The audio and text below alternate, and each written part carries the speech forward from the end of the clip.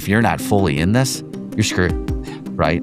You won't survive. I mean, Sunday, I sat for probably an hour with my head between my hands, like, what the fuck am I doing?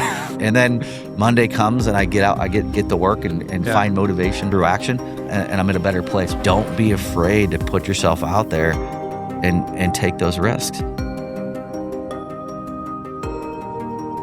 Welcome back to the Built for More podcast. Built for More is a podcast for those dedicated to doing hard things and building a meaningful life. We believe greatness isn't given, it's built. Brick by brick, day by day. Here, we share the lessons and stories meant to help you on your journey to building your best life. This week's episode is going to be a fun one. I am joined by my mentor, Jim Schuette. Jim, how are you doing? Good. How are you? I'm good. Have you done a podcast before? Very limited. Yeah, I was certainly not 90 minutes. I was trying to do my background research on you. I'm fortunate to have met you a couple times prior to this, obviously, but you don't have a large internet presence, and so that made this background research a little bit more difficult. So yeah, I'm grateful to get to tell your story and actually bring it to people today. Yeah, well, I appreciate it and happy to sit down with you, and definitely been along for part of your journey. So this should be fun. Yeah, so there's a lot we're going to dive into in this episode, but where I first want to start is just describe everything that you're involved in, because it's not just like one domain. You've got your hand all over kind of the pot to say, and I'd love to just paint that picture for the viewers, and then we're going to dive into your journey and how you got there.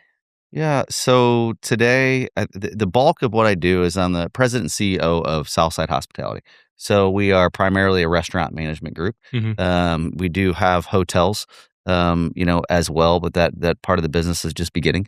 So we're building that out. That's been a lot of fun. And then I'm involved in, some real estate properties as well. We have a soccer training, state-of-the-art new concept called Sogility. So we have that concept out in St. Charles, but we originate out of Indiana, and those are popping up all over the country. Got a great partner over there, Josie Altador. So, he's out there spearheading it, and a good team over there. And for me, that's something I more give advice in the background, and try to help where I can from a guest experience standpoint, which is really more of my focus. And then the team goes out there, and yes, I played soccer, but those are soccer people. Yeah. Right. They know the game, and they know what gets the kids to the next level and keeps them engaged. So that's a lot of fun. I do partner with, One Life Spirits. So we have a few different liquor brands, something that was started out as a lot of fun. Now it's been a little bit more work, but that's a lot of fun. That's a fun group of guys, watching them really want to build something special over there. And then to have the opportunity to partner with the guys, that have so much influence over there at First Form, is huge from a learning aspect for me. Oh, absolutely. So, they're great people, good friends, and couldn't be happier with that relationship and kind of what we're building over there. Yeah.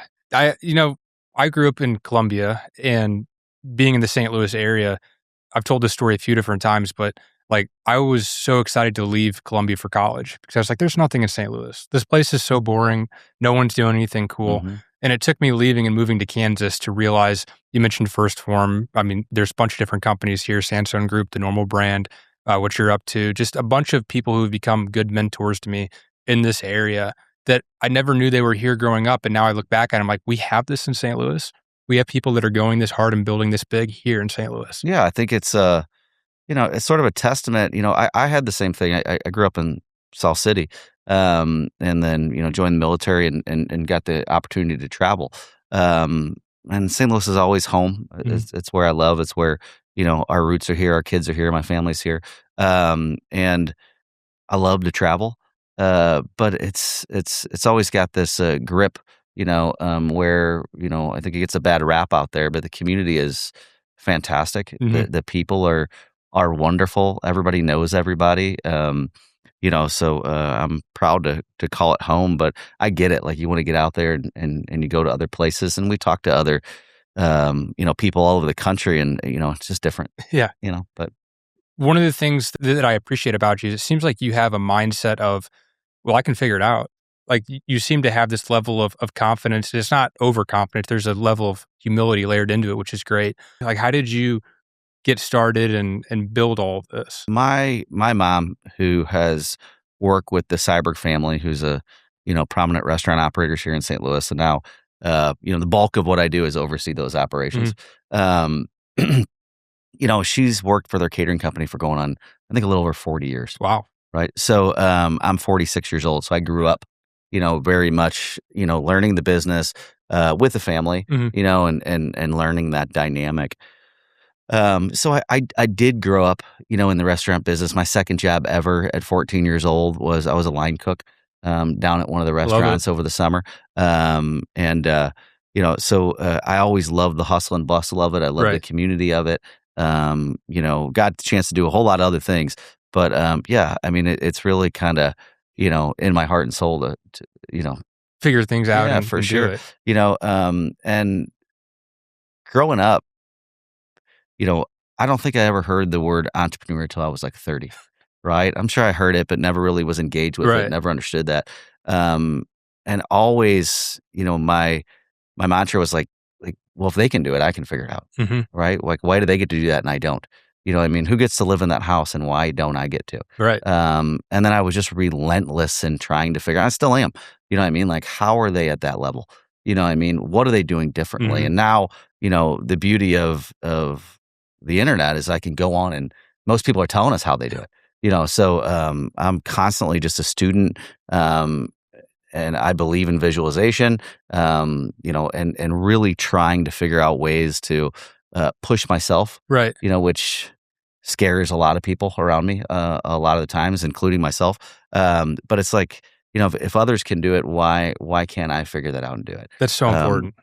and when I say why can't I figure it out, the other thing that I have to make absolute note of is that the people around me have the same belief. Mhm. You know what I mean? And there's a lot smarter people than I am around me. And I surround myself with that, they understand the vision, they understand, hey, here's what we needed to get there. Mhm. And then they get out there and attack it, and I think that's a huge part of it, We're gonna dive into all of those topics because Sure. my listener base is, probably about 20 to 30 is the age range, so these topics are highly important to analyze and investigate, but I do wanna kinda comment on real quick and dive into a little bit. You were in the Navy first. I Like, was. talk me through your progression and, like, what life was like and how you ended up now jumping into this from there. So, kinda that whole time period of your life. What is that progression? Um, so I actually joined the Navy my junior year of high school. Mhm. So had to have my parents go down, which they did not want to, and sign off because I wasn't 18 yet. It was just a decision I made. And I think they always knew once I decided to do something, what I mean, that's where I Yeah. was going to go. That's what Yeah. I was going to do. And uh, I I'm not a fan of school. I really had a difficult time like getting put in that box and told, "Hey, do this. This is when you need to do it. This is how you need to do it." And a lot of it just didn't click with me. Mhm. I was a horrible student. Um, D's, F's, 8th grade. Freshman year. I was joking with my wife this morning. We had to go to a wedding this weekend. It was where I did summer enrichment in order to get to the next grade. But I just had a really difficult time doing it. It wasn't that I didn't or I couldn't do it. It was just I didn't want to. And until high school when they started saying like, "Hey, okay," I was very athletic driven. Mhm. I wanted to work and I wanted to play sports. I think that's a lot of us until they finally said, "Hey, you know, you don't do this, you're not going to play." Right. You know, did I get it? Mhm. Right. So when I decided to go into the Navy, to me, it was like, this is my chance to get out there, learn, see the world, do something that everybody else was doing, and really challenge myself. Mhm. So I did that. I left 2 months out of high school. I had an incredible, service. I loved, every part that I could. There's parts of that, like any job, Yeah. that I think are hard, and days were long and not doing all the things you want to do. But the vast majority of it, I absolutely thrived, in the military. I just had a lot of good people that I'm still friends with today, that I was able to meet in the military, and I still draw on that experience. I've anymore with our people, like I sound like a broken record. Hey, I learned a lot of this in the military, but it from 18 to 23, I was in the military. So Yeah. all that influential time in my life, where kids are at college and they're learning in different ways. I was also it was 1998 to 2003. So the military went from a very, you know, like proactive being out there to September 11th, Mhm. right? To going to full scale war. So I got to Crazy. experience all those different workups Yeah. in those different scenarios where we'd joke around and a guy would of course we had you know um, guns and arms on the base, and all of a sudden you're seeing Humvees rolling around on U.S. soil. Mhm. Just a very different experience. And I got the chance to serve overseas. Been most everywhere in the Middle East. Um, so I got to learn a lot. Right. Right. So, and that experience today, not only from the leadership standpoint, I think it's a lot like college. Like you get what you put into it. I put everything into the military.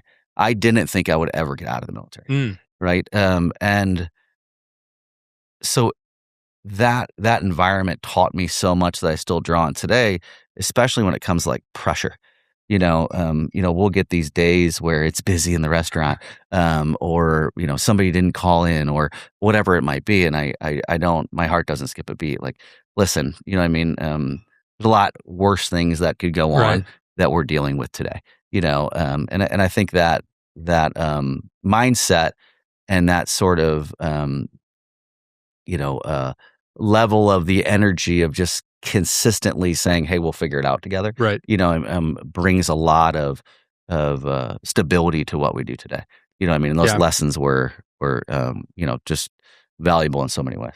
That in my opinion is the value of perspective is you realize how relative pressure is. Yeah, That's why I'm a big for sure. fan of like you went through the military, which is great, but if that's not someone's route, like what situations can you intentionally put yourself in where you're gonna feel that stress? And it's kind of like a muscle that you can then start to develop and you don't have to give in to the pressure whenever it comes up. You can actually recognize it and feel more at home when Sure. it's occurring. Yeah. I think that's a valuable muscle that I'm definitely still working on myself. But I know when we opened our restaurant, I had zero hospitality background. Yeah. And so the rush is what they call it whenever you're your kind of peak hours there. I got sucked up in it. It was a Yeah. whirlwind and it was like, "Whoa, what is happening?" And then now a couple of years later, it's like a little bit easier to recognize the patterns and like, "Nope, we're gonna survive. There Yeah. will be tomorrow. Yeah. We'll be okay."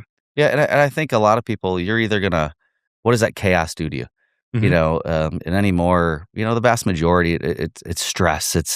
I don't want to be in that environment. I don't want to do it. Like I thrive in that Yeah. chaos, in every way, shape, and form. And a lot of what I do today is I don't get to be in that chaos Mhm. as much anymore. And it just recently, like, this is a newer concept for us here. Um, I've been more involved, and it's like it's the absolute best. Mhm. You love it or hate it. Well, my comment too on the people that say like this environment's too hard or too stressful. A lot of times in life, you're fortunate if you can choose your hard Sure. because life's going to happen either way. And so if you're bowing out every time that your job's a little bit difficult or something is not a circumstance you don't like, you're kind of setting yourself up for a long, difficult road. Yeah, and I think for us, it's something that we teach our people, consistently. Like those are the things we're looking for. You know what I mean? Why? Because they're not going to fit in good with our culture, Hmm. right? They're not going to be able to execute when we're at our busiest. Yep. Then there's probably not a good fit for what we do. You know what I mean? We're busy. We're gonna dive. So We're gonna dive into yeah, culture. I've got that one teed yeah. up here in a bit. So you mentioned that you didn't think you were ever going to leave the military. What changed? Uh, the military was great for so many reasons, and I struggled for other reasons. And the struggle is at 21, 22 years old, I performed at a high level for where I was at, with an elite group of people. And it was really hard for me because I wasn't allowed to make rank. I wasn't allowed to progress Mm. because I didn't have enough time, right, in service, right? Today, sitting here, as silly as it sounds, it was very like I didn't understand aggressive patience whatsoever. Yeah. You know what I mean? Like, listen, if I'm checking the boxes and I'm performing at this level, why am I not allowed to advance? Why am I reporting to somebody that I outperform in every way, shape, or form? Hmm. Um, but experience as you learn as you get older, uh, also has some value. So I really struggled that with the military. Yeah. And the other side of that is, you know, some of the things you deal with, um, you know, uh, they affect you in different ways. And for me, I don't feel as if it ever affected me emotionally or certainly not physically. I was very blessed in that way, but I watched the way it affected others, and I watched families crumble. Mm. I'll never forget my first deployment. I was over in a little in Bahrain, which has been a topic of conversation lately. But other than that, most people don't know where it is. Mhm. And I wasn't there 3 weeks and watched people start to get Dear John letters. You know what I mean? And I was young and I was like, "Well, what do you mean?" And these guys are friends. You work with them every day. You go through some hard things with people. You Mhm. make that connection. And watching their world just crumble. And I'm not gonna say they were all great guys, you know what I mean? But, it was hard, and it got to some of them to the fact that, they decided to, end their life right there. And Man. I watched it multiple times, and it was like, man, this is not something that is sustainable for me. Like I want a family. Right. You know what I mean? I want to live a life, and very few people that I met in the military had a long, happy marriage and it's hard, man. I mean, the life is hard. Yeah. That you're away from your family, you're doing things every day. That it's just a different environment. So for me, seeing that at a young age, like, hey, I want to do my time, I want to serve, I want to do it the right way. Mhm. But at a certain point, when we were at full scale war, um, it just didn't seem like that was a fit for me anymore. Right. Um, now we had been doing things for years before that, but it started to get all the press, it started to get all the news. And I called home one day, and they're like, "Hey, whatever you're making," which wasn't much, um, "we'll offer it to you." And I was just at that point, Mhm. where I was like, "Hey, maybe I should try something else Right. because I can always go back." And it was a really difficult transition for me, Yeah. because I had all the guys and all my brothers that, we served with and we did so many things with. And, to come back and say, "Hey, I'm gonna get out now," was very difficult. But as the weeks went and the days went, I just moved that purpose, Right. somewhere else. That's a massive decision to have to make at a young age, and it's what I also think is interesting but telling of your personality type is that it's a long-term decision that you made. A lot of people when they're 22 or 23 years old aren't thinking about what is best for my future family that I don't have yet, Sure. and that's a very mature perspective for you to have had at a young age. Well, I think I'm an observant person. Mhm. Right? So I read people more than I certainly put myself out there, as you can tell on social media or anything else. So I'd prefer to have one-on-one conversations or and really be able to more connect on that level. But other than that, like I'm very private.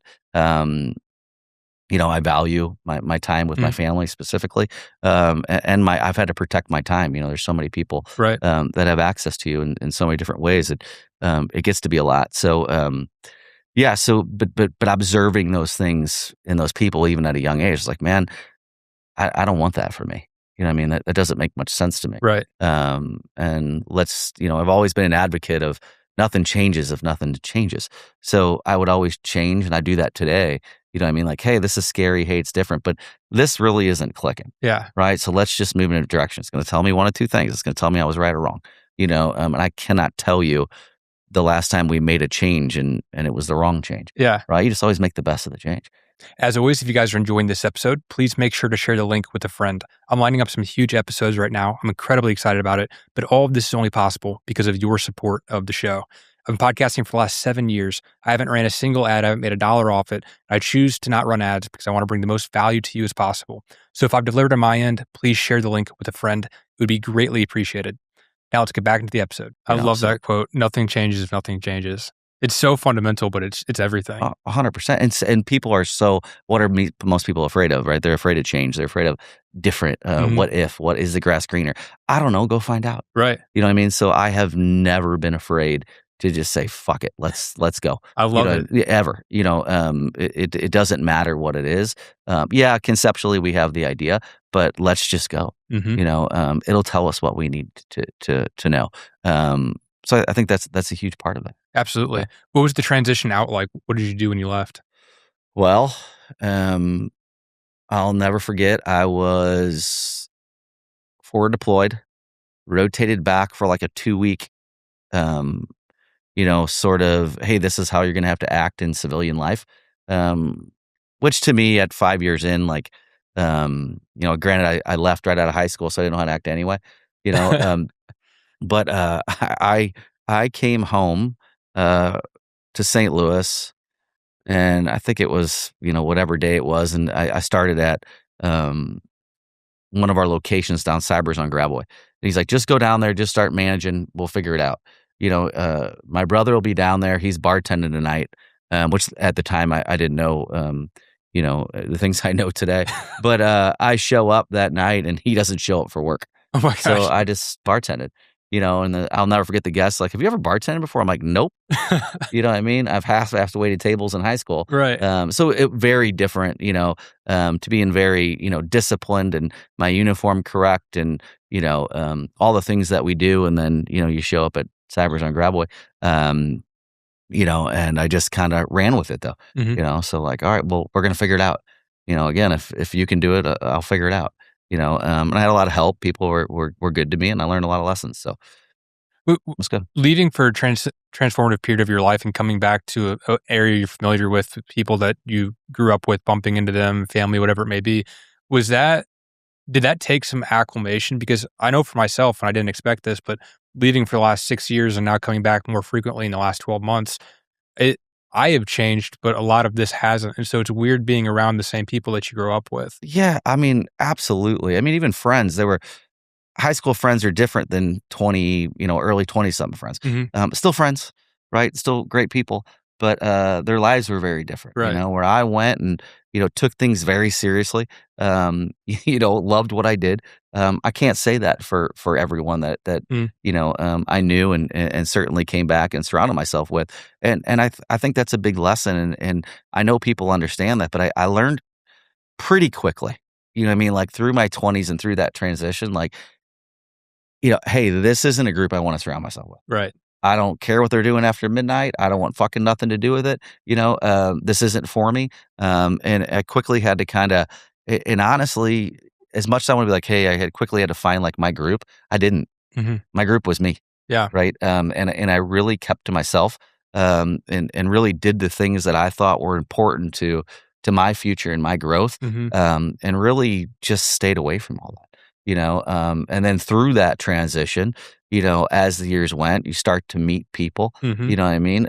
My wife being one of them, I didn't meet her till I was 26, Okay. we got married and I was 28, you know what I mean? But, she was from a small town, over in Illinois, Pocahontas, um, and she grew up, her dad owned a bar, but she kinda had the same attitude, like she knew a lot of people, and she's a socialite, Yeah. but her circle's really small, Right. and really together she became that, and then all of a sudden we started meeting more people and my circle's still really small, and it's not it's by design, Mhm. but it's just as we've gone, who are those people you really want in your life? You Mm. want around your kids, you want around yourself every day to help you kinda continue down that path. And it took a while to be able to develop that. So, really, to answer your question, like, yeah, the transition's difficult because you really get to know people. And I think one of the big thing too is like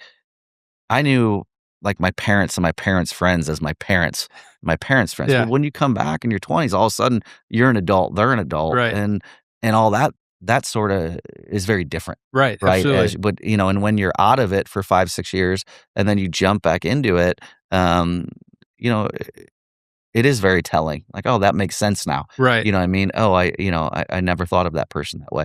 And they're just real people and real problems and, you know, um, so, I think that the transition's good, and I think there's a place and time for all those people.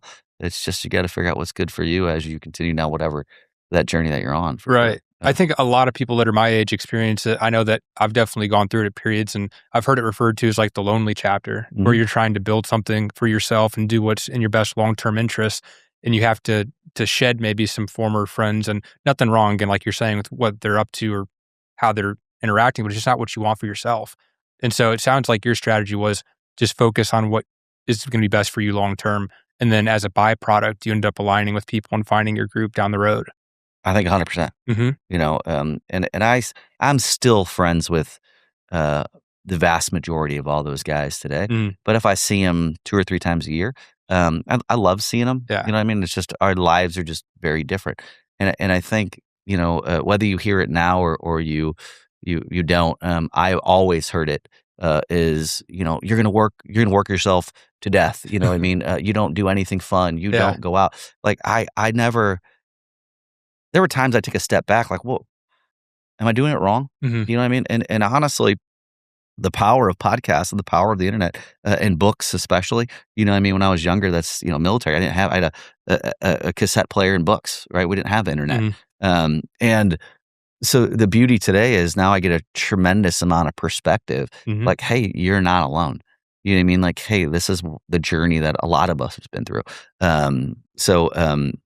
I think there's such value, in that and ultimately give me some peace of mind that I'm not Right. just an asshole walking around, you know what I mean, not trying to go out, not trying to be Right. friends with people, and I understand that's the perception, and my personality is like, yeah, I'm just consistent, right? So if you don't like me and you think I'm a dick, I'm consistently that dick, I think once you get to know me and once you understand the standard is always the standard, and if you're gonna fall in line with that, Right. it's a much different, relationship that we'll have. You know what I 100%. mean? But, I am persistent. That it is who I am, Right. those relationships were not good for me, long term, you know? I wanna keep building this progression. So you Yeah. come back from the Navy and you're the manager at a Cyberg's location. Take us from there. What then happens? So, I manage Cyber's on Graboid, Mhm. and, I manage in a family-owned business, right? So, I think that most family-owned businesses that I know and gotten the opportunity to consult for, and certainly the one, that I have, this relationship with today with, and it's a very positive one, um, has, like, challenges, right? So they had us the way the company worked back there is, there were, 4 brothers at the time, 3 brothers were still in the industry, and one kinda had each of their own space. And the one that had Cybers on Graboy, who I adore and was so good at, so many things, managing people and accountability was not and is not one of them, right? Yeah. Like, he will light up a room, knows everybody, like, it's a huge part of what we do, and it takes a village to do what we do. Mm. As if you don't already know, you'll find out. Oh, I'm the least important person in our Okay, organization. 100%. So the way that he connects with people is something I'll always admire, Yeah. right? But when it comes to the business side, not as much to admire on that side.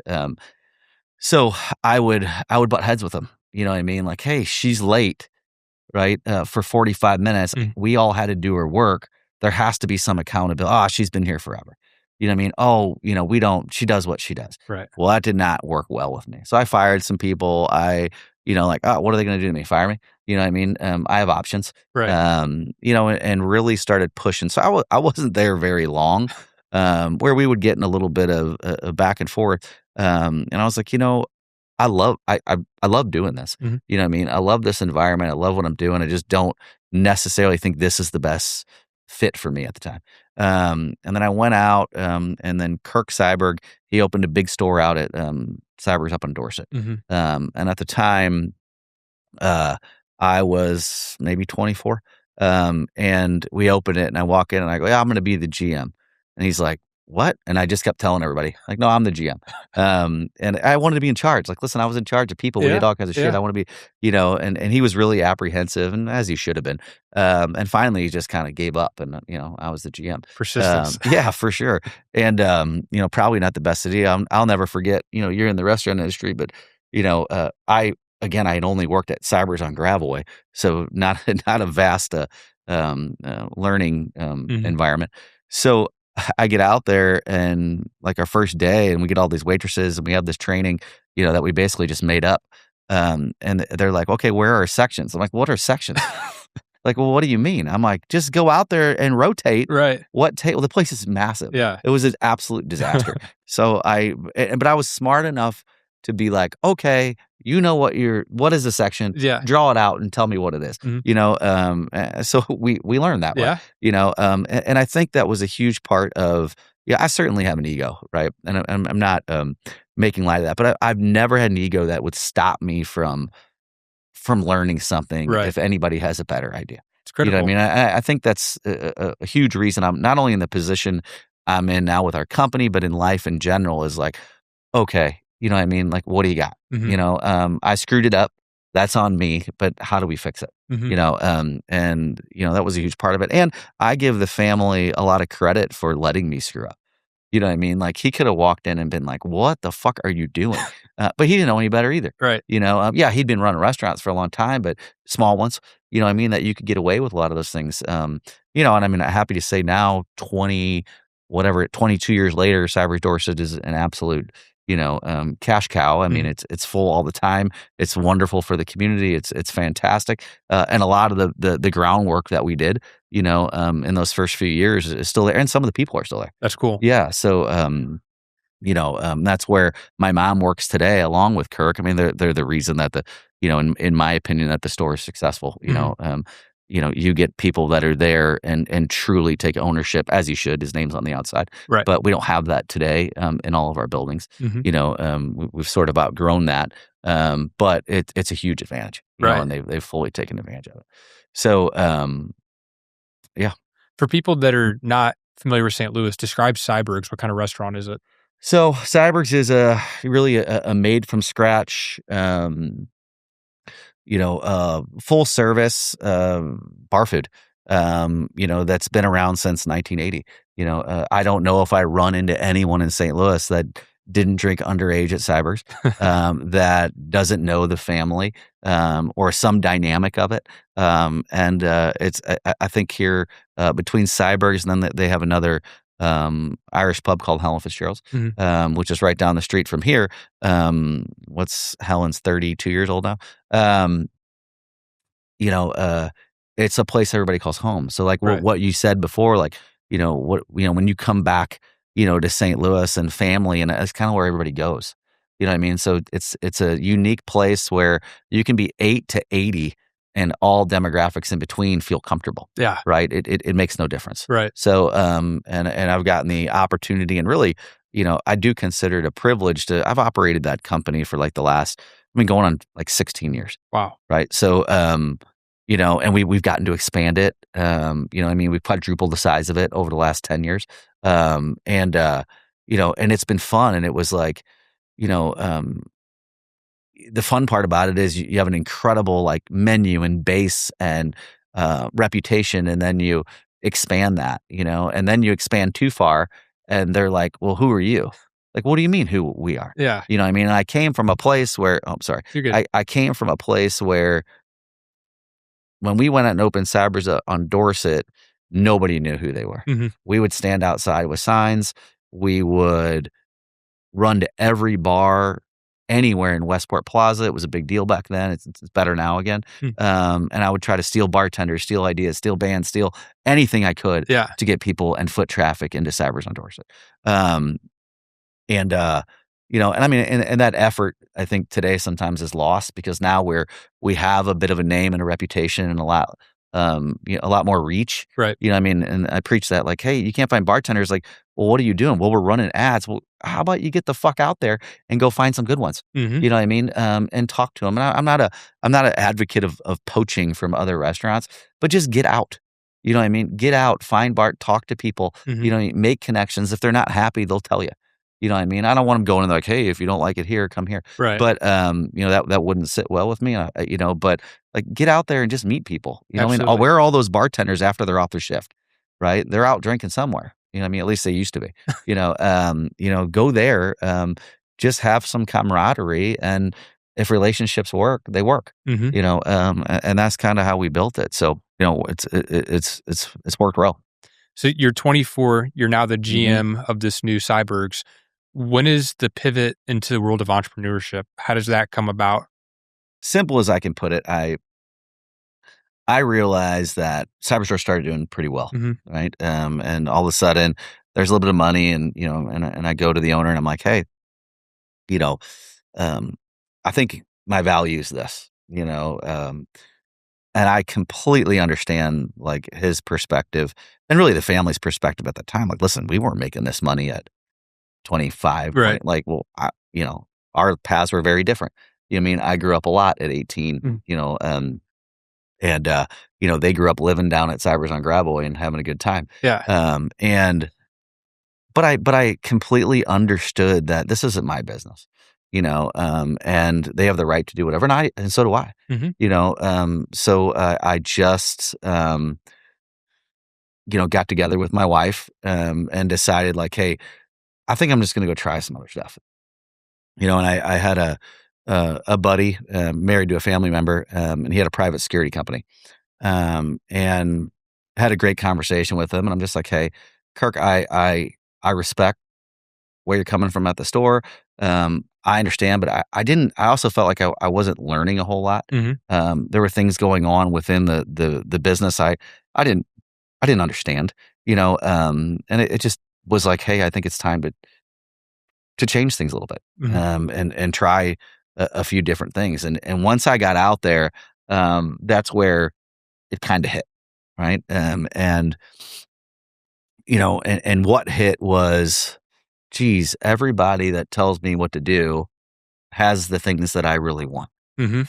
You know what I mean? And everybody that, owns a business is the only ones that I see that have the opportunities to travel and do the, and I'm like, okay, there's my path. You know what I mean? Yeah. Now what do I do? You're on the wrong side of the table. Yeah, I was, and I didn't see, or nor did I meet, anyone that was making any significant money that worked really within a company. Mhm. And they're out there, just not were not in my world, Right. right, at the time. So, I went and kinda dove into the private security sector, and we did uniform security guards, executive protection, and, easy transition for me because, um, I did a lot of that in the military. So I related with one ex-veteran or veterans, ex-cops, all the different walks of life that love that security Mhm. industry, and the mall cops and everything else, in between, and, I learned a ton of value in really how to manage that walk of life. Mhm. You know what I mean? I learned a little bit in the restaurant, you know what I mean, managing people in general and guidelines but these guys, this is a different breed. You know what I mean? And I learned a lot, like, how to relate to these guys that are, that some think they're Rambo, some wanna be Rambo. They're all PIs, they're all have this, storied background. A lot of those guys were rotating out of Afghanistan then, so there was a lot of challenges with that. Well, I Mhm. could relate with all of them. That was a lot of fun. The problem is that, unfortunately, the city of St. Louis is a very, reactive town when it comes to security. Mhm. All right, so we do things after, shit hits the fan, which Mhm. we still do that today, and anywhere from, like, Nashville, Tennessee, down to the tip of Miami, it's much more proactive. So every neighborhood has a security guard, Yeah. right? Every hotel has security, outside, inside, and it is what it is. That's just reality of it. Mhm. So, my wife and I moved down to Nashville after we got married in '08, and I got quite a few accounts down there. We had some big accounts, uh, bunch of business down in Orlando, Wow. Miami, down in, all over Florida, and things were going well, right? And then, 2008, 2009 hit, the economy kinda crashed, right? Big housing, mess, and as soon as people stopped traveling, first thing they cut was security. Mhm. You know what I mean? And that was okay. We still did whatever. We survived, any other business, and we still, a lot of corporate companies backed off a lot of their, um big events and conventions and the things that they were doing. But, reality was is we found ways to get by. Um, but what I kept experiencing was my wife's in Nashville. I'm running all over the place all the time. Mhm. I'm traveling all the time, which a lot of people do. This is not really, um, servicing where I want to be long term. Right. And long term, okay, you hire people, you put a team in place. I get it, right? Long term, it's probably not the case, but for me, it was like I kept having this. I still stayed in touch with the family. I would still come home and consult and really put out fires, Right. right, when they needed it, and they were going through a really hard time as well when the economy went down, and Mhm. people still got to eat, right? But things get tight. Things are tight right now. Yeah. We're getting kicked in every way, shape, and form we possibly can right now. So, Feel that. yeah. So, I love doing the security, and I continue to do it, but I told my wife, I said, "Hey, if we wanna start a family," this is like 2009, 2010, "If we wanna start a family, if we wanna do that, I'd really like to be back in St. Louis to do that." And, what an idiot. Like, if I would've bought anything in Nashville in 2010, right, we'd be Right, geniuses today. right. So, I'll never forget we were sitting, at one of the honky tonks, and look across the street, and the whole strip was for sale for like $3 million. Oh my gosh. And it's the strip that now backs up to the convention center that I think last year sold for like, I forgot, it was like $46 million, Oh, man. whatever. So shoulda, coulda, woulda. But I do like those lessons. Right. So we still laugh about when we go down there, Nashville's not the same anymore, but it is what it is. Um, so we decided, she was a physical therapist at the time, and, so she was working a lot. I was working a lot. I was traveling. I was leaving her in Nashville alone a lot. Mm. Um, that didn't excite me, and then when we were in Nashville, everybody visited Nashville, and we were out all the time, so Yep. it was fun. But, so we moved back in, the, like, end of '09, 2010, early, somewhere around there, and the day I moved back, Kirk called and goes, "Are you back? Are you unloaded?" And I'm like, "Yeah, we just got back with the U-Haul." He's like, "I need you to come out here." And we came out, and the family was in uh, just a little bit of a challenging time, right? The economy was not cooperating. I think Mm. they were having challenges, what they wanted to do with the business long term. They got a big family, so, what do you do succession-wise? Right. And all those things. So I got to step in, and for the first time, I felt like, all right, I think they're ready to like take the next step and really trying to do something with this business, and expand it and just get better. We had a lot of things we needed to clean up Yeah. first. And over the next 2011, 2012, all of a sudden all these systems and processes that we put in place, we started to see the benefit of, and they started to drive better Mhm. results. And then once they started seeing that, they started letting a little bit more of the reins go, for what they had, Mhm. and then my personality is like, just tell me what you want to now get out of my way, Mhm. right? Give me the plan, right? Okay, you don't really have a plan. All right, so let me figure out the plan, Right. but you have an idea. Right. So and that's really been my um I think my role, especially at that time, was like, hey, we want to open another restaurant, but we got to hire people, we got to train them, we got to execute, we got to build out, we got to design, we got to do all those things. And in that time, we did very much do it together, Mm. and it was a good relationship. But whatever fell under my preview was like, get out of the way, let me do it, Yeah. they let me do it, and I got to learn. You know what I mean? So every time we opened a restaurant, every time we did anything, we just got a little bit better. Wow. Yeah.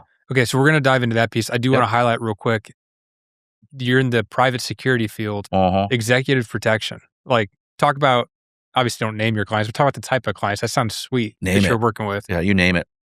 Um, we would do, back when, did security for Trump, did like Wow. Britney Spears, I don't know, you're putting me on the spot, but lots of celebrities, and why we would do all the celebrities is we did a huge convention area down in Orlando, and you get every major pharmaceutical, Mhm. big business convention down there, and that's the entertainment they would bring in. So it was our job to pick them up at the airport. Yep. You know what I mean? Cart them around. Keep them safe, get them back to the airport. No, a lot of it is CEOs of. I'd never forget. I did this huge event, a BlackBerry. Mhm. I forget what year it was, but I was down there for weeks, and just running like crazy, and had to do all the EP for the CEO of BlackBerry. Mhm. And I'll never forget thinking like, who works for this guy? You know what I mean? Like, and he was tough, Yeah. what do I know? I'm just running security. But again, I'm being observant and, I'll never be screaming at people and as he's warming up his, and rehearsing his, big presentation to the Mm. board. And I think a year later, I don't think BlackBerry was around, but, Apple launched, we got to do the launch of Apple, at like thousands of stores. They had security when the Apple Oh, that's iPhone first so came out. cool. Yeah, so, it sounds cool, but it was a lot of work, getting Yeah. all these people booked and, a lot of admin stuff, but, that was a lot of fun, and then we got the chance to do, I got in with some people and somehow convinced the NFL to let us do Pro Bowl when it moved to Orlando. So we got to do, like, the Pro Bowl, not the on-site work at the stadium, but everything else, Wow. right? So all the transport of all the athletes and everything that goes along with that, as well as their hotel. So, we would have a bubble, and anybody that came in that bubble, and boy, was that a learning experience. You know what I mean? So, and the vast majority of them were fantastic, but Yeah. you know what I mean? There are some stories that, I don't think I'm allowed to tell, Mhm. but, interesting, how some people act when the camera's not watching. So, again, got to, experience a lot of that, and then, like, I know that team, I was out of it, but, handled all of, like, the COVID bubble, was Whoa. all at those properties, so the NBA had all their teams Yeah. there, kept everybody in, out, um, got to help a little bit of that, but, so got to do a lot of cool stuff. That sounds like a ton of logistics, contingency Yeah, planning, like, just yeah. you gotta have everything dotted and crossed. Yeah, 100%. That's so And then cool. you have to have great people in anything, but, yeah, you gotta have great people that you can rely on, Mm. so, you can do so much, but when you got we would have some detachments where it'd be 80 guys out there, you know what I mean? We didn't employ 80 Mhm. guys, we employed them for, like, 2 weeks, Right. right? So you're dealing with people you're hiring in, right? Trying to teach them, how your company is, how the culture is, how and then managing along the way. You know what I mean? So, it was, long weeks Right. but, I learned a lot. So So, when you came back, just oh, following up on the progression, um, now you've jumped onto the entrepreneurship side of the table. You had the private security company, and now you're back in the restaurant world. For those that are not familiar, just like what are the generics of the different businesses you can have within the restaurant industry? Because you're not the general manager anymore. It sounds like you're the management company, and people may not be familiar with how that type of thing works. yeah, so, I think traditionally, you have your mom and pops, right? Hmm. So that's how our company was for a long time where, we had principal owners and they still own, their restaurants. Hmm. And but they also understood like, hey, it's not in our skill set really, or maybe they just didn't want to, Hmm. right? They're never gonna say that, but, I think, uh, effort, right, kinda tells you what they really wanna do, Hmm. and I'd be like, "Okay, I understand, but, like, just let me do it then." So, I self-appointed, and made a title as chief operating officer, and they had this thing where, again, it's a family business and, but none of them would ever call themselves the CEO, Hmm. right? And I get it, like, nobody wants to say especially when you're brothers, like, "Well, you're in charge of me," like, none of that, No. So, so they would say, well, if whoever had the busiest store was driving the bus, right? That was the logic here. So if your store was the busiest store out of whatever we Yeah. had, that's kinda who got to call the shots, and I'm like, "Okay, but, like, I don't think that's the best route to go." So, to me, it still is to me, like, a constant proving ground. Hmm. You know what I mean? Like, you got all these people that I don't nobody's rooting for me to fail, but I put that in my head. Right. Like, these motherfuckers want me to fail, Yeah. You right? need They wanna be something. able to take me, Yeah. and I certainly, and it's certainly that conversations probably do go on in the background. Yeah. You know what I mean? I think in any company, I'm sure even my good buddy Sal, people are like, "Oh, fuck him." You know what I mean? He doesn't always do it. So, and we talk about it.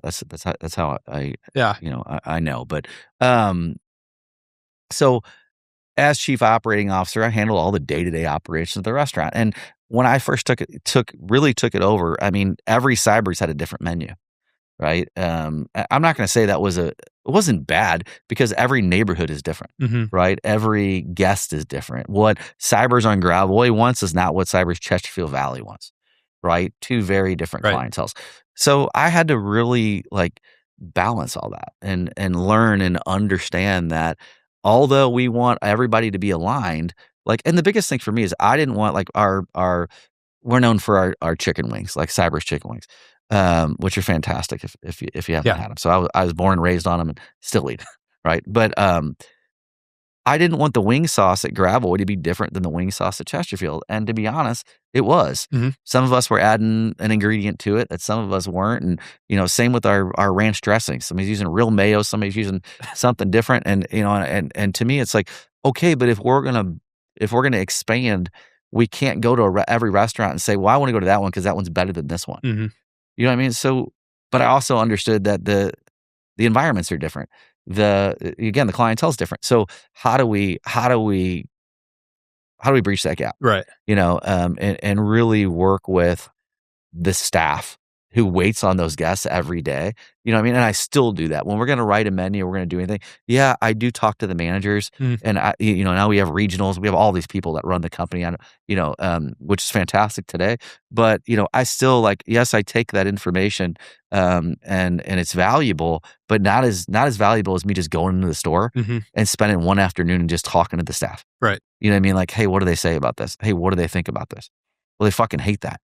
Well, that's not what anybody else said. Right. You know what I mean? Well, every day they're doing this, or, that ingredient's wrong, or the cooks can't do it right, or, and is it a production issue? Is it a sourcing issue? Is it just a bad item? Mhm.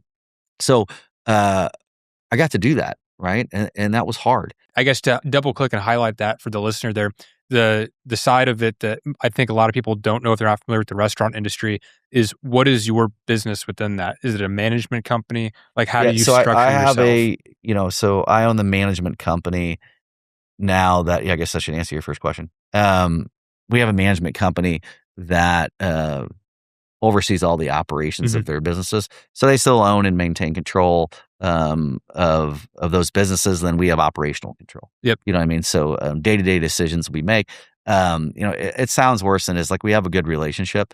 So I don't make decisions that I don't think are aligned with what they want. Right. You know what I mean? Like, I make decisions aligned with, I think, where we all want to go. Mhm. I'm trying to be very vocal about that direction, and then go out there and execute. Mhm. And then in addition, now I have my own restaurants that I'm partners in, and they're partners in all those restaurants. We kind of flip roles, Yep.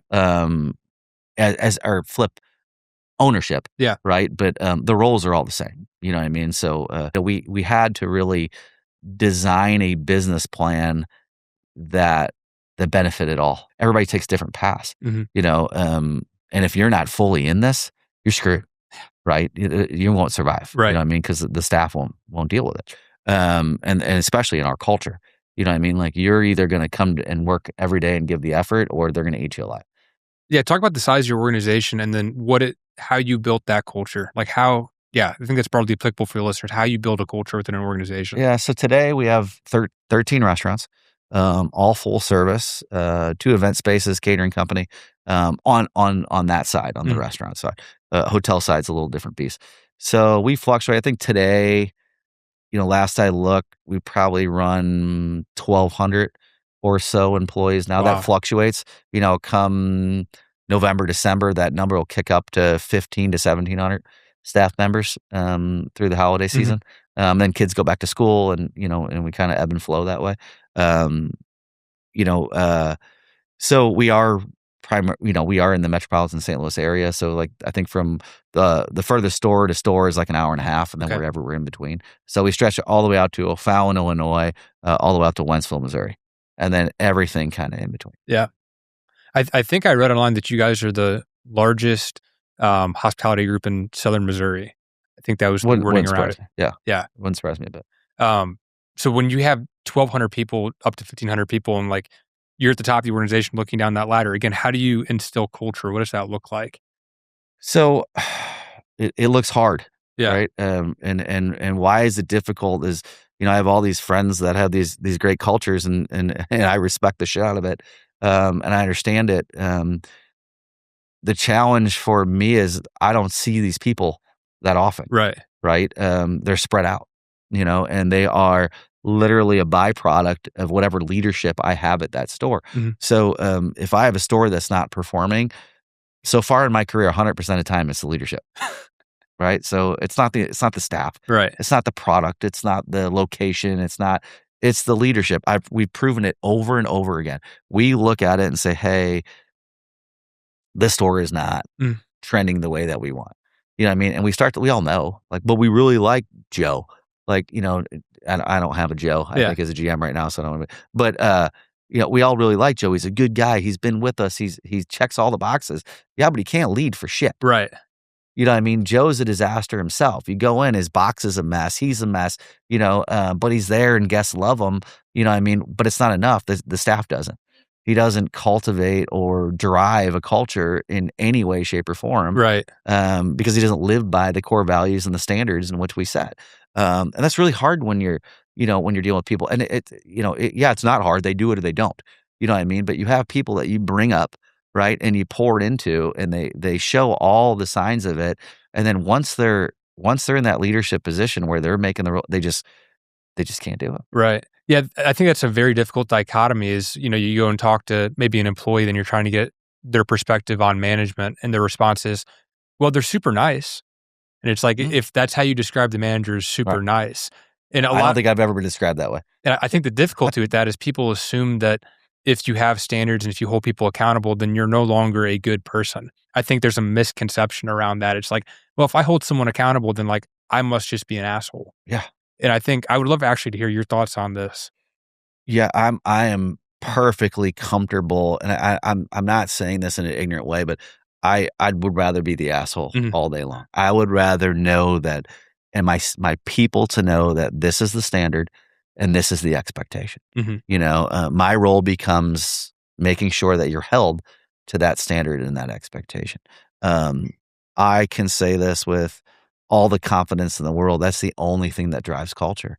You wanna drive your culture, it's not coming in and giving hugs, right, and asking them how their night went, and I've dabbled in that because I've been told, like, "Well, maybe you should soften your approach." You know what I mean? So I try to, like, be, aware, but the more I do that shit, the worse the culture gets. Mhm. The more like, "Oh, well, he's in a good mood." Like, no, my mood's always the same. It's business. You know what I mean? So let's get to work, Mhm. I walk in on these restaurants all day long, and I don't walk in and I certainly acknowledge everyone. There's a lot of fist pumps and, "Hey, how are you?" Yeah. You know what I mean? But it's, "Hey, how are you? Hey, I need you to take a look at this for me. This is what we need to do. This is the recipe. This is the expectation. This is how we need to clean. Let's get it knocked out." You know what I mean? So, and if that's being an asshole, Mm. I'm perfectly accepting of that title. I wish I had more assholes that would go in and just look at the building and the operations of the building, and 100% of the time call out when there's a deviation from anything that we do. Mhm. And that's the hardest part. And I think, for me, letting the younger managers and regional managers learn that is really hard for me. Mhm. It's really hard. 'Cause I'm like, "Yeah, I know what to do. Just tell them to fucking do it, or," you know what I mean? Or there'll be consequence, Right. and whatever that may be, or a conversation or a write-up or, termination, whatever it might be. There's Right. there's a consequence if you're not gonna follow and live up to the standard. But that's really, really hard, for them to do. And to be honest, the more they're able to do that, Right. then the more they start to understand that. I'll give an example. Yeah, please. So we have, in our industry, um, we have to write schedules every week, Mhm. right? And the schedule is a fucking, a shit show if you allow it, right? Because they can go into this wonderful system. I grew up on spreadsheets and Post-it notes, but now they have this wonderful system, where they can go in and they can put their availability, when they can work, when they Mhm. can't work. And the misconception of, well, I'm in the restaurant business because they're flexible. Like, yeah, we can be, but our guests aren't. Our business isn't. Like, we got to perform, right? We got to execute. So they get this schedule, and I'll always get this manager. There's one here who's learned that lesson, and they will bend over backwards, right, to accommodate Right. the staff member. Like, "Oh, well, it's her birthday. She got blues tickets unexpectedly. Oh, she got this. Oh, she got that." Or him, whatever it might be. And they find themselves week after week. They write that schedule, and then they spend all week, right, With the adjusting, whiteout. right, to that schedule. And then, I look at it and, like, this is simple. Like, I got a saying, unless you're sick, dying, or dead, you're working your schedule. Right. Like, you had you had before the week prior to let us know when your availability Mhm. is. Now the expectation is that you're here because it's not a body. Like we have there's a science to who's on the floor together, Right. right? There's different personalities that mesh well together and there's ones that don't, right? So we put in the effort, don't mess with my schedule. Um, so what she does is they'll go in and they'll write the schedule and they'll bend over backwards and they change that schedule 50 times, and I'm not exaggerating, in a week. Mhm. And they'll do that for months and think that the staff is just like loves them and they've created this great culture. And the one time the staff decides to go on a float trip, right? And that manager has to say, no, you all can't go. Oh, they're the devil. Right. I want to talk to HR. Right. You know what I mean? She's such a bitch. She won't let me do this. She won't let me do that, or he, whatever it might be. And it all comes out. And it's like, wait a minute, we've accommodated your schedule. So, and the lesson there is like, it's inconsistent and you're Mm. allowing them to be inconsistent. You know what I mean? Consistency is giving them a clear direction on how this system and process works, Mhm. and then holding me accountable to that system and process. If I ever get a schedule that goes out of control, I fix it one way really easily. I walk in the room and I say, "Hey, from now on, all shift exchanges are going to be approved by me." Mm. Right? And it's gone. Mhm. It's not because 'cause I'm an asshole, it's because the expectation and they all understand that that is not gonna be tolerated. Right. So you get what you're willing to tolerate, right? Yeah. So, I will not tolerate it. So if you wanna commit to the schedule and if a kid forgets they have prom or okay, fine. Yeah. Like, I'm not but if it's, "Oh, well, she wanted to work this week because she didn't make enough money and she owes rent," you know what I mean? Well, that's not you're messing up my schedule. Right. That's not gonna work. You Right. know what I mean? "Oh, I'm tired and I just wanna go out." You know what I mean? That's probably the vast majority of it. Um, so it's simply holding them accountable to the system and process and expectation that's I been I set. I love what you just said because if I were to retranslate that, it's basically any deviation from the standard is going to have to be addressed at some point in time, whether you choose to do it now or later, because what you wrote on paper, if that's deviated from, then that becomes the new standard. And now when someone tries to correct it, now you've got a problem, like you were saying. Correct. So it's either proactive or reactive. You're going to have to Mhm. address the deviation from the standard. Yeah. So why let it get there, right? Right. So there's a very simple path to doing that, and we yes, we teach that, and I could very easily go in there and cut it all off. Hmm. I don't, because I want that it's a great learning tool for our managers to learn like, "Hey, I understand what you think is driving culture. I understand what you Right. think is the way it should be." You know what I mean? But you don't see what you're creating an incredible amount of entitlement Right. on the other side, and entitlement doesn't work in our system. Right. You know what I mean? Accountability works. Well, that's the problem with rules too. You're talking about letting them learn it the hard way. Is like you put something in black and white on paper, but people don't understand the why behind it. Sure. They're like, well, let me just do it my way. It's going to work. Yep. Until they feel the pain of it or they 100%. truly understand the why, then the rule itself doesn't actually hold any value. It's just something that they read and it's like, well, I guess I got to do that. 100%. So I absolutely love that, and I think it's important to call out that neither one of us are making an argument that you don't want to treat your people well. I know that you full heartedly, and as do I believe, you treat your people to the best of your ability because this is the people business that we're in. It's the people industry, and so I think it's worth highlighting too, like how holding a standard actually allows you to take care of your people in a better way. I think that, I mean, first of all, our people are everything. You know what I mean? They know it. Mm, You know, we know it. You know, every conversation, every decision we make is how is it going to affect our people? right. And certainly when it gets to me, I have an ability to look at everything from a 360 view, truly, and over time have really worked on developing the skill of putting myself in your position and Mhm. seeing it through your eyes. You know what I mean? What is your reaction? What is it? We just unfortunately we're in a position we closed the store downtown. Downtown's just been a difficult market. I'll leave it at that. We decide it's not the best fit for us anymore. At least right now, Mhm. right? In the future, hopefully, it will work out. But right now, it's just it's too time consuming, and it's too difficult all around operating and putting people in there. And I don't know about you, but I won't go down there unless there's an event and a Mhm. specific reason. Mhm. So, we try to transition, but when we go like the conversations easily, well, we really did. I think we placed every single person at market. Wow. Not all in our company, but I called every friend, I Yeah. called every other restaurant operator, like, "Hey, these are decent people. They're good at what they do, whatever," and try to make sure they were working. But all through the process, it was like, "Well, if we don't find a place, then they're on their own," or, I'm like, "I want you to look at it through their eyes." You know what I mean? I want you guys to take a step back and be like, "Hey," and I certainly have to do that. "Hey, Mhm. I've been working at this job for 5 years. It's got steady income. We got a great day business. Um, you know, what does that say to them if we're not going to make every effort? What I mean? What are they going to say about us as they go out there? How are we going to feel about that? And they're really good at that. Like, Mhm. I mean, they understand that, and it's no different than, I mean, I think I felt horrible telling the staff, but I really felt bad for the guests, right? Because a lot of those guests work downtown Yeah. and their options are limited. You know what I mean? So, and there's been some great operators that have been down there, just not on the side of downtown we're on. Mhm. So, their only choice is to head down towards Ballpark Village, and really that area to try to find lunch or Right. anywhere to have any sort of, um, bar crowd or meeting or Right. whatever that might be. But, so I think that's a really important aspect of what we do. 100%. There's one more thing in the restaurant kind of landscape I want to hit on, and I want to dive into a couple business principles before we wrap up. I don't know that we've mentioned this yet, but talk about a couple of the concepts that you own and operate, like Twisted Tree, for Mhm. example. Like some of these are premier locations and restaurants in Wichita, or sorry, in St. Louis. I'd love for you to share that with people, not in Wichita. Yeah.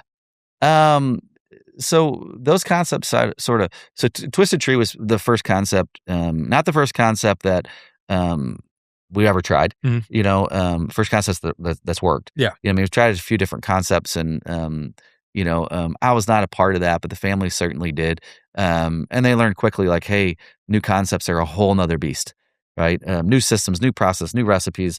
You got to listen to the guests. You got to find your sweet spot. You got to make it work. So Twisted Tree, um, for me, when we opened Twisted Tree in 2016, all right. So in 2010, I came back, and in 2016, we righted the ship, Mhm. right? So the stores were now producing.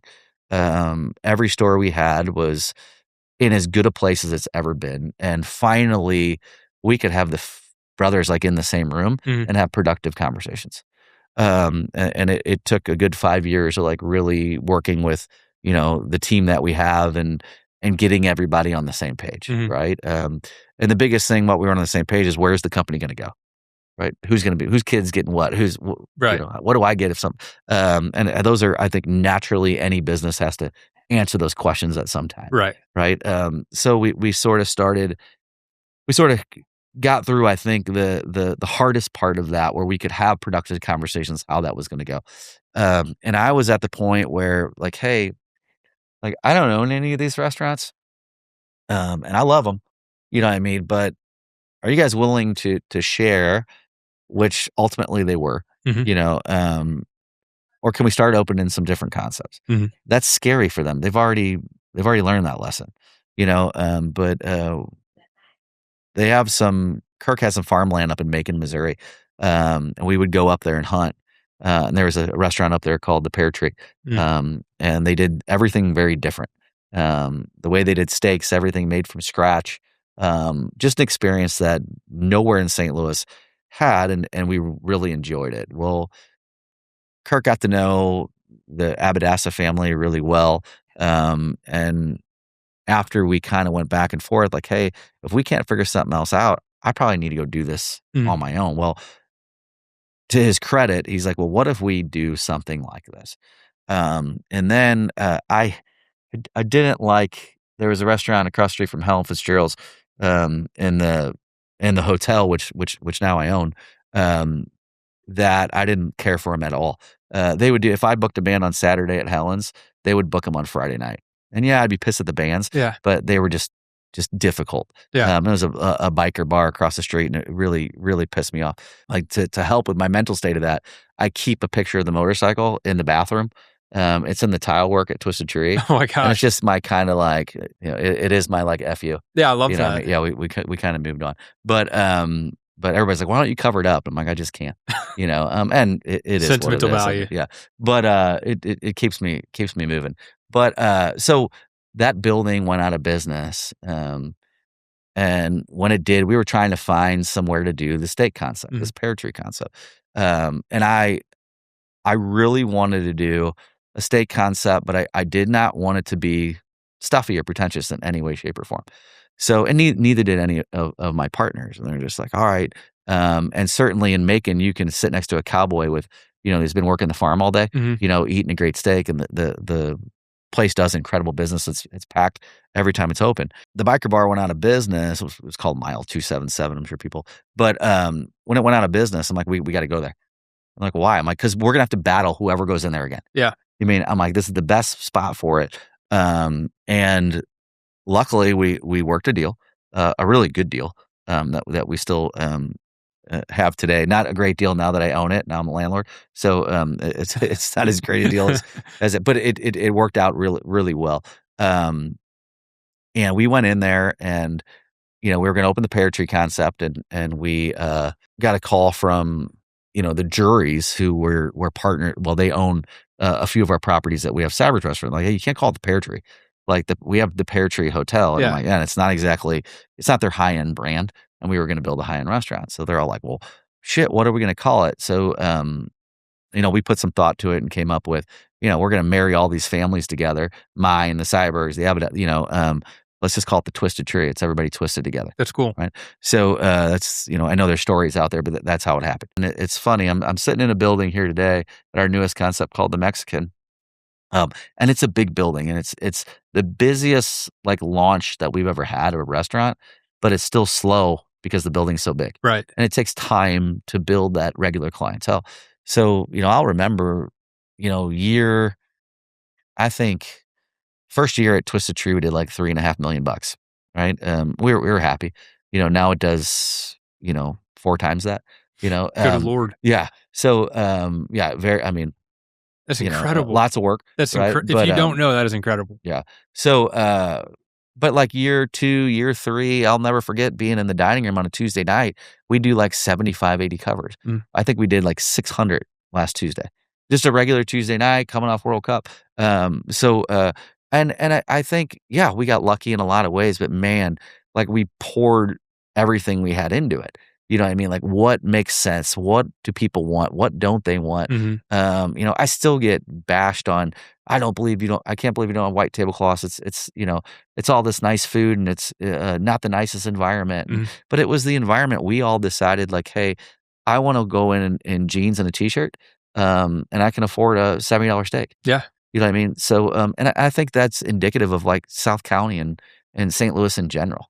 You know what I mean? There's places you can go get dressed up, Yeah. right? There's places you can go, and you want to do that. Those aren't really places I choose to go, Mhm. right? And they're Twisted Tree is kind of that happy medium for us.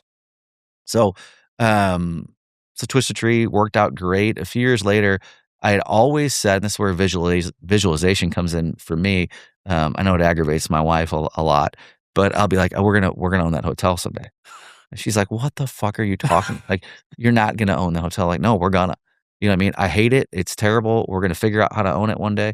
And my partners in Southside Hospitality and the restaurants, they don't want anything to do with the hotels. They don't. And I go, "Well, I gotta figure this out." So, when we were going through COVID, um, during COVID, we opened 2 restaurants. Mhm. I knew it wouldn't last forever. I don't That's a whole other conversation. And it worked out really well for us. Yeah. And when the hotel was not doing well, I was having conversations with the owner, and all of a sudden I started to see like signs like, I think he's gonna unload this thing. I don't Mhm. think he can do it. I didn't have the financial ability to purchase it, but I know who did. Mhm. And I got with my partner today, Joe Capias, who's my mentor, partner, friend, like, has been wonderful influence on me. Um, it took me about a year to convince him, but we looked and we were having problems. Persistence. Yeah, we were having problems with the bank, and we would talk about all sorts of business things, and then finally, uh, he shut it down. I wake up one day and he's got a receiver in there, And I'm like, "Hey, what in the," and he's like, "Well, they're gonna auction it off." I'm like, "I gotta get myself in a position to do it." Mhm. And, somehow, some way, we did it, and we bought that hotel. We've renovated it from top to bottom, and, it's been absolutely phenomenal. I know everybody was nervous at the beginning. That corner has been a phenomenal corner, in St. Louis for the 32 years that Helen's has been on it. And then they put a Bass Pro across the street, and, like, a lot of things went right, um, and it's just worked out really well. It's incredible. So been able to buy a couple more hotels, and, every day we're looking. So that's been a really good business, and opened a lot of opportunities for other things. But, so off that, Twisted Tree is probably my favorite restaurant to just go and, like, talk to the guests. Mhm. Like, I've never been in one of our other restaurants are not designed to do this. Like, I don't expect you to come into Cyberg's and say, "That's the best meal I've ever had in my life." All right? It's designed to be delicious, exactly what you Mhm. expect, great food, but I'm not expecting you to be like that. That's where I'm going for my 50th wedding Right. anniversary, okay? So, I just wanna be clear. Twisted Tree is. Yeah. Right? It says it in the mission statement right when you walk in the fucking door, right? So, like, that's the expectation is extraordinary. So it's fun to work there because every table you walk up to unsolicited, like, "Hey, I've eaten steaks all over the world." You know what I mean? This is the best. What do you do differently? Like, I don't know, let's go back and look.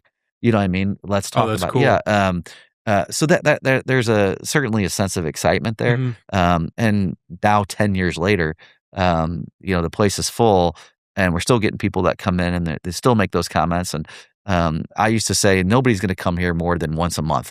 You know what I mean? This is a celebration place. Right. Man, we see the same people 3 days a week, so, I wanna be in that crowd. yeah, yeah. So, I only do it because I get a discount, right?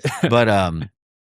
But, it's been fantastic, and then we took over the event space, and then, we built a lounge bar outside, and it's been really good. So, when when we had Twisted Tree and I'm like, "Okay, well, what do we do next?" Like, we're in a really good position.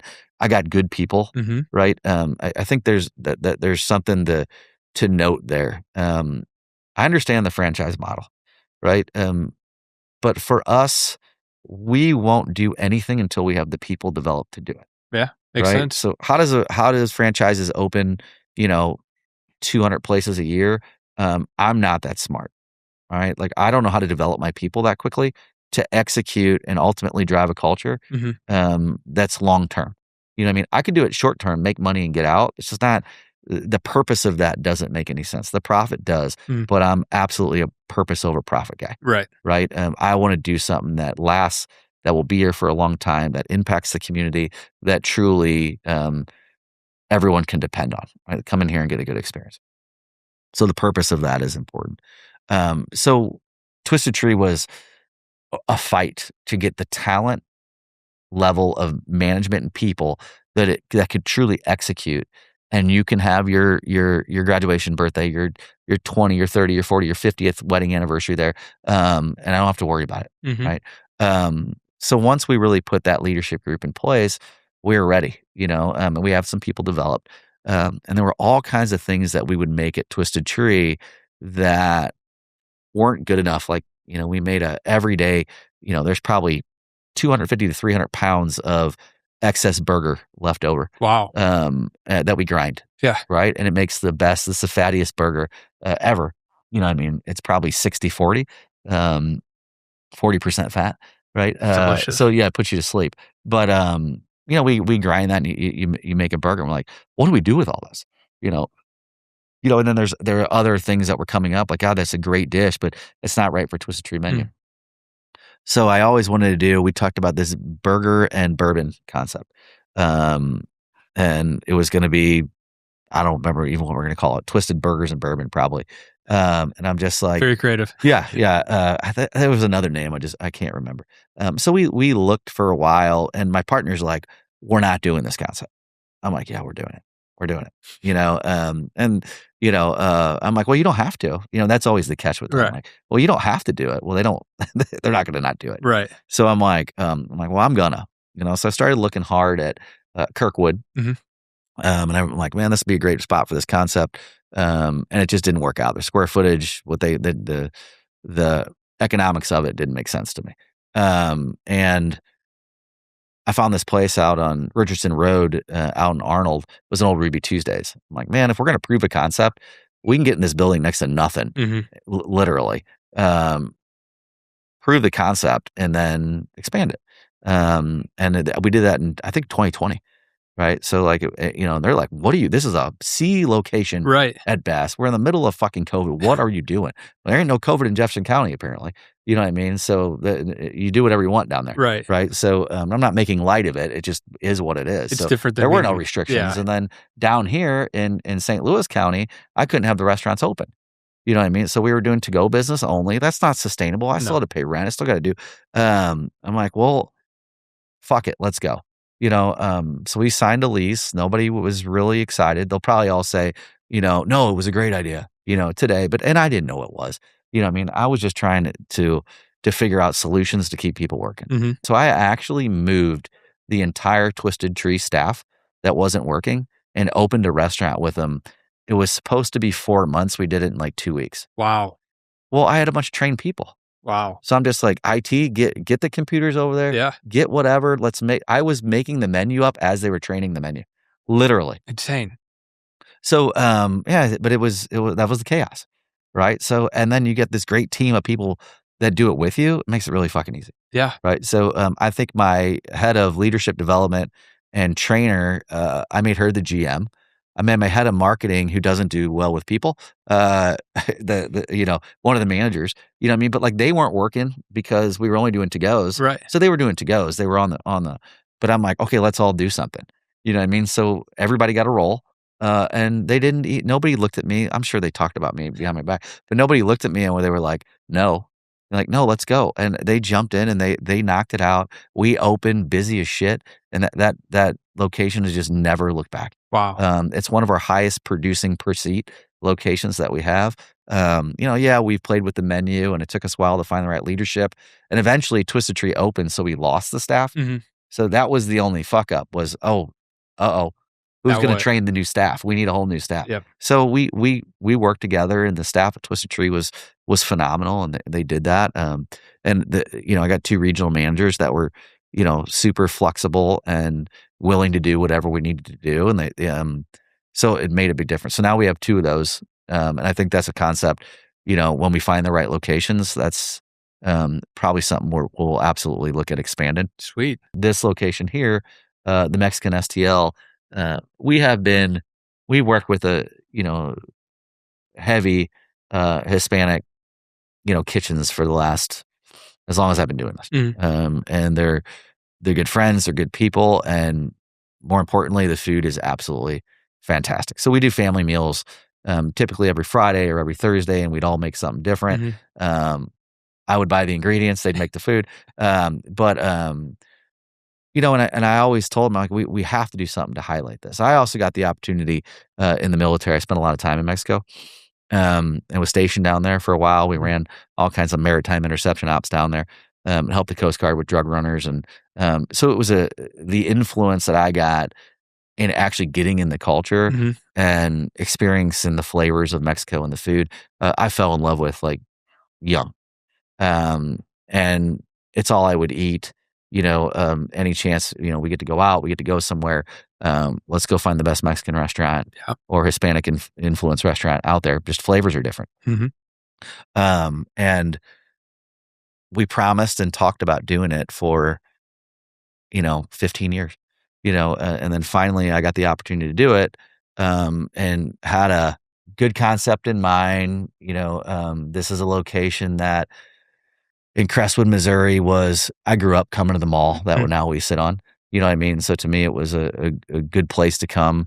But I still think we're a little bit hidden for most of St. Louis, and it's been phenomenal, but it's a big place and it's got a lot to fill. Right. And honestly, this is another concept we open. We have conceptually like, hey, this is a good idea. Right. You know what I mean? This is what we're missing in St. Louis. But St. Louis has a way too of being like, yeah, we get that, but we still want this. You know what I mean? So like, we listen.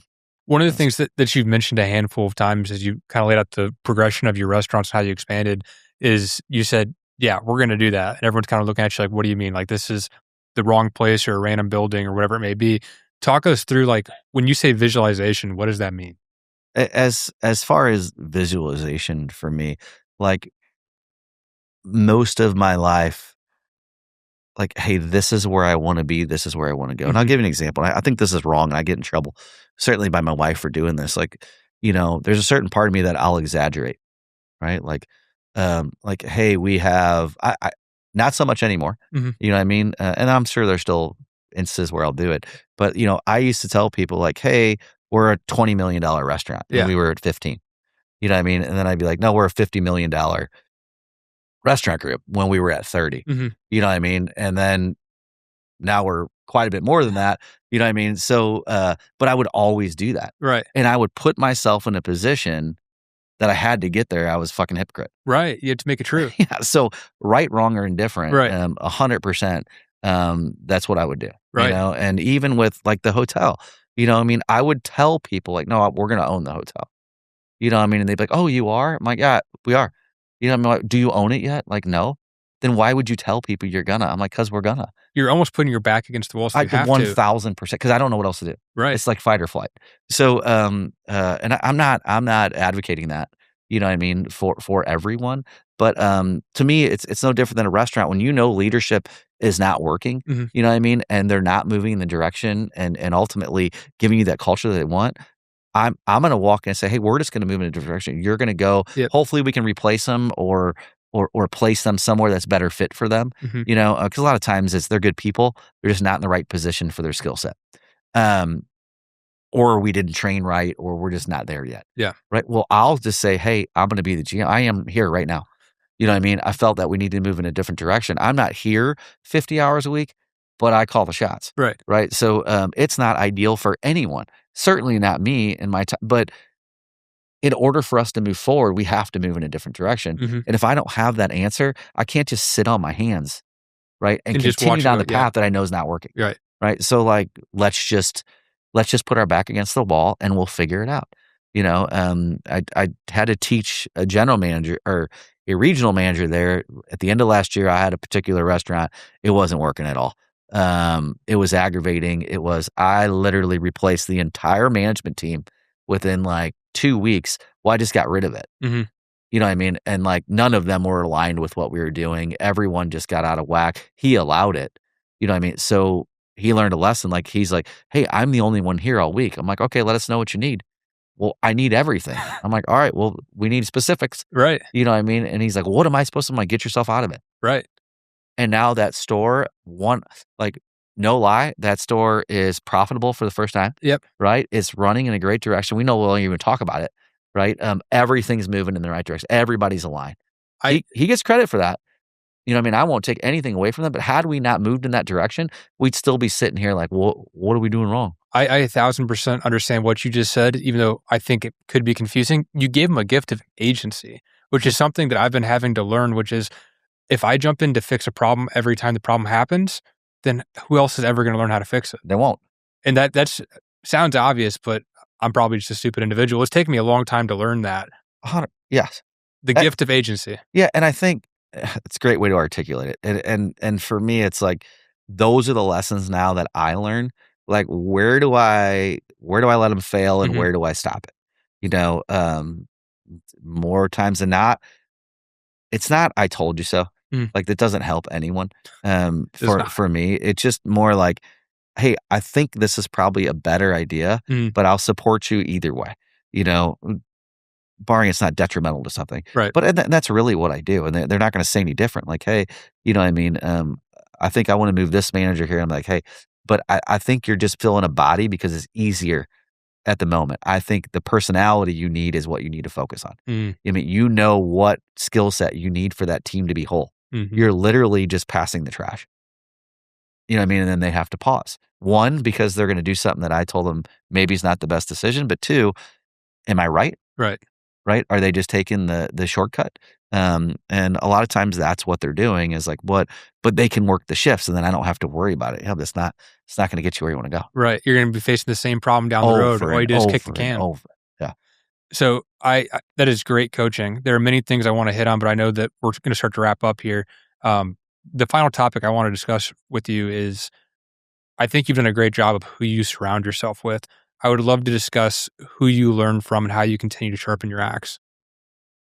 So I learned from a lot of it my own people now, Hmm. right? I really try to be observant in what they're going through and understanding. And I know that's probably not the answer you're looking for, but I do learn a lot from them every Hmm. day. Um, and because they help push me, right? I mean, ultimately, good people aren't going to work for somebody they don't believe in, right? So, outside of that, yeah, I surround myself with some good people. I mean, I get the opportunity, um, you know, uh, the Frisella brothers over at First Form. Specifically, I if I don't talk to Sal every other day, one of us are out of town. You know what I mean? And a lot of it is business. We can vent a little bit. Hmm. It's great perspective for me, and I'm chasing them. You know what I mean? Like, Yeah. what the fuck you mean you guys just did that? You know what I mean? Great. Now I'm way behind. Genuinely, there's a big benefit to that. And they have a whole, you know, uh, you know, Andrew is wicked smart. You just don't get the access to him. Hmm. But listen to the podcast, Right. listen, and then I get the opportunity to see it like behind the scenes. Like that there's a ton of value there, right? You know what I mean? So I will never, uh, not appreciate that relationship in Right. general. And then his partner, Chris, I talk to consistently, He's in here all the time. they're in here all the time. Emily just did her women in business at the hotel, Yeah. right? We catered all of it. One meal she didn't have with us, but whatever. And the rest of the meals she's had with us. And it's not only that, it's you get to watch how they operate. Right. Right? I get to talk to the people in the group. I am an Arate, you know what I mean? So, I do get a lot of things out of Arate, in the lessons and perspective, that they give. And that's Andy Frisella's group, Yeah, right? Andy and, Ed Milet. Okay. And Ed Yeah. Milet. Yep. That's really good. I think, importantly too, like my family, and my wife pushed me. I was at a point where I was doing pretty good, like Hmm. leadership wise. Like it's the military, I learned to lead. Like, I'm doing pretty good. And she's like, I think you need to start listening to some other thing, getting perspective though. It was probably her way of being like, hey, jackass. Like, yeah, you think you know. Yeah. Um, um, and she probably said that too. And she really got me into like that podcast community. Like, oh wow, wow. I mean, that was yeah, Hmm. I did get a lot out of that. But she still does that Yeah. today. You know what I mean? Like, be like, hey, okay, I do that, and she still pushes, Hmm. right? So, she owned her own businesses and she was successful in that. Now she helps and runs our family business, which is probably more than Sweet. she's ever That's had to do. really Yeah, cool. but it's a huge accomplishment for both of us. I love that she does it. And it's helpful. That's for sure. And then my men, I can't say enough about all those relationships are great, right? But I don't think any of those are like a mentor. Hmm. Like I think you know it and you understand it. And I think even, you know, had I had startup, in Yeah. high Yeah. school, I can't say I would even they wouldn't have picked me. They'd be like, he's a waste of fucking time. He's not Yeah. gonna own anything. My dad was a carpenter, my mom worked for a catering company. They provided me opportunity to Mhm. to to to have a good life, but they certainly weren't. I wasn't listening to business or entrepreneur, anything. Like Mhm. my dad wanted to get done at 5 o'clock and go fish or do whatever he wanted to do, Right. and respect the shit out of him for it. But like, I didn't get any of those lessons. So, I think that startup group, is great just to open up your eyes. Right. You know what I mean? So, I still do that. I still talk to those kids a couple times a year. That's really valuable. Yeah. And some classes are better than others. You know what I mean? But, trying to get to those kids that don't have opportunity is really what I'm doing, you know? That is so valuable. I just want to make a quick comment on that. As someone who knew he wanted to be in business but didn't know what that meant or looked like, going through that program, uh, and having the opportunity to have Joe Capayasp, who my Yeah. mentor was my senior year of high school, Yeah. um, was one of the most valuable things that ever happened because it wasn't anything I tactically learned in the class. It wasn't the business that I started because I'm not still Mhm. doing that business. It's what Joe taught me through the limited interactions that we had, where I had an idea that I wanted to develop for a physical product. It was a seat to alleviate pressure on your back for truck drivers. And I told Joe about it. I made a prototype and I didn't know where else to go from there. And I didn't hear from him because obviously he's a very busy individual. And then I get a call from him probably at like 3 or 4 in the morning, but it's the That's about voicemail right. that I listen to. Yeah. And he's like, "Hey, Jacob, I've got a contact for you. His name is so and so. His phone number is right here. He's expecting a call from you." I was like, "What is this?" Yeah. I haven't heard from Joe in months. Yeah. I called this guy and he's like, "Hey, I just talked to your mentor, whoever, Mr. Capias. We'd like to have you out for a meeting." And it was the global manufacturing company Yeah. for these seat cushions that's headquartered somewhere in St. Louis, or maybe it was Southern Illinois. And like he opened up all these doors from one phone call. Yeah. And the lesson I took away from that is, and what he explicitly told me is, Jacob, never be afraid to ask. Yeah. That's the first thing he told me. And the second thing that I learned from observing was the value of a network. Yeah. You don't have to be the smartest in the room. You don't have to know everything. But if you know the right person, chances are you can get where you need to go. Yeah. And so I appreciate you shouting him out because he wrote me a little note after that program, just kind of saying that he was proud of the work I had done. That still sits in my office. Yeah. That was like the first person to really believe in me outside of my family that Yeah. like, So he's somebody that came into my life when I really started like, hey, I need a mentor. You know what I mean? And I need a business mentor. mhm, You know what I mean? I was not looking for so much like a life mentor, like a life coach. You know, mhm, mentally, and I felt like I was at least motivated to move in the right direction. But like, restaurants are fun, right? But I can't say it's the greatest, but like, mhm. any given day, I mean, Sunday, I sat for probably an hour with my head between my hands, like, what the fuck am I doing? Like, what? And then Monday comes and I get out, I get to work and Yeah, find motivation, through action. And I'm in a better place. What's today? Thursday. yeah. So we're good. Right. So we'll see what the weekend brings. But, that's a true story too. But, but Joe to me, is truly my mentor. You know what I mean?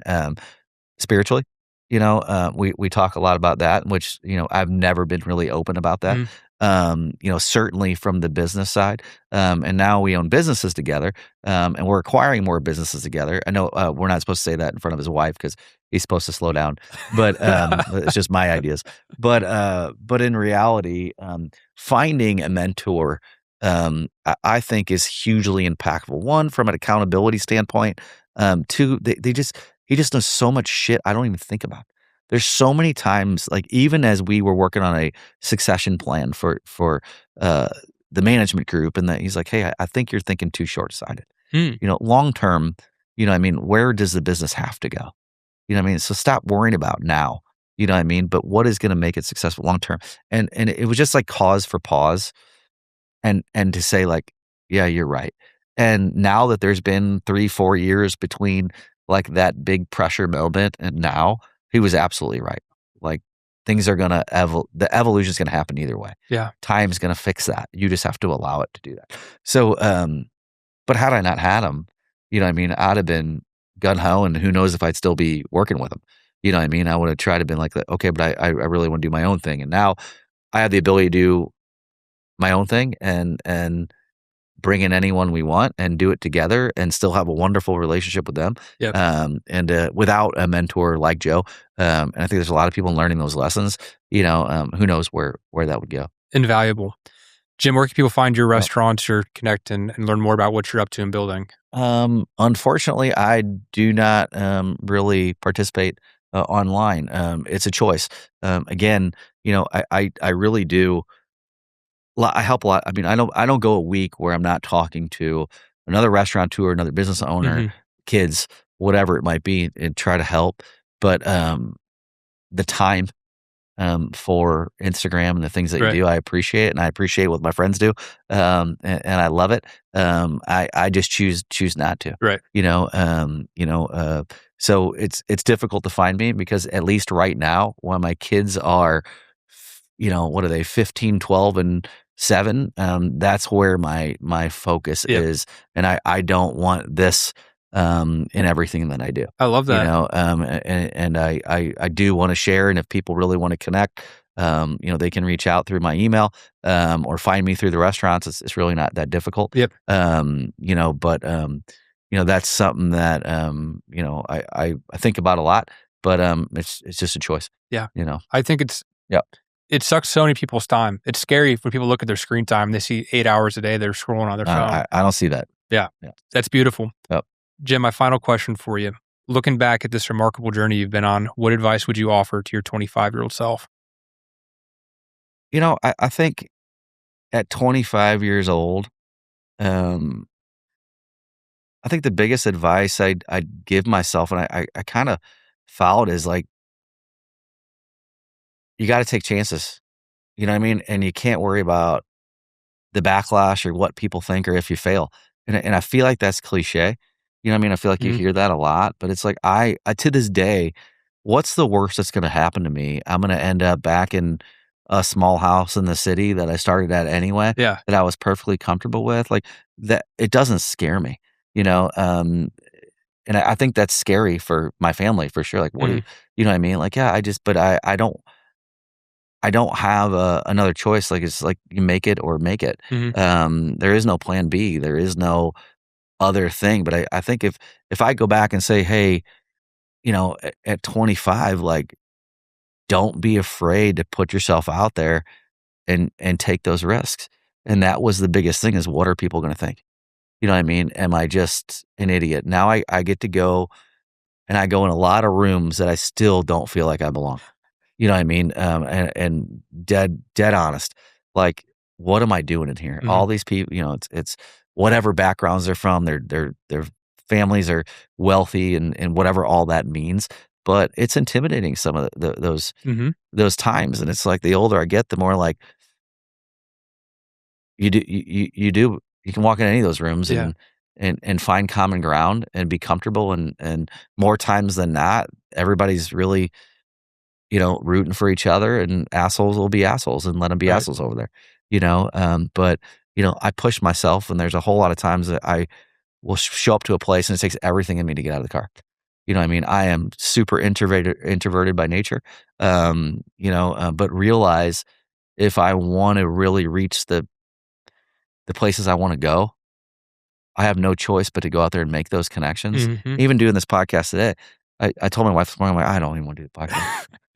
I go, "I got a shit ton." She's like, That's just you." You know what I mean? And nothing against anyone, but it's like, but if there's any lessons that I can, um, certainly teach people, or they can learn from my mistakes, like, why not share? Yeah. You know It's what I mean? been invaluable, Jim. Yeah, I really appreciate you taking the risk to do this. I think it for went sure. really well, and it's gonna be well received. I Yeah, have no doubts about that. yeah. Thanks for coming I on, Jim. appreciate it, Jacob. Yeah, thank you. What's up, guys? If you made it this far, then I'm assuming you enjoyed the episode. Make sure you subscribe to the podcast. Make sure you're following me on Instagram at Jacob O'Connor. That way you never miss a new release. The show is growing. The momentum is real. If you enjoyed the episode, please share the link with a friend. Let's build something meaningful together. And remember, the future belongs to those who build it. Have a good one. We'll see you next week.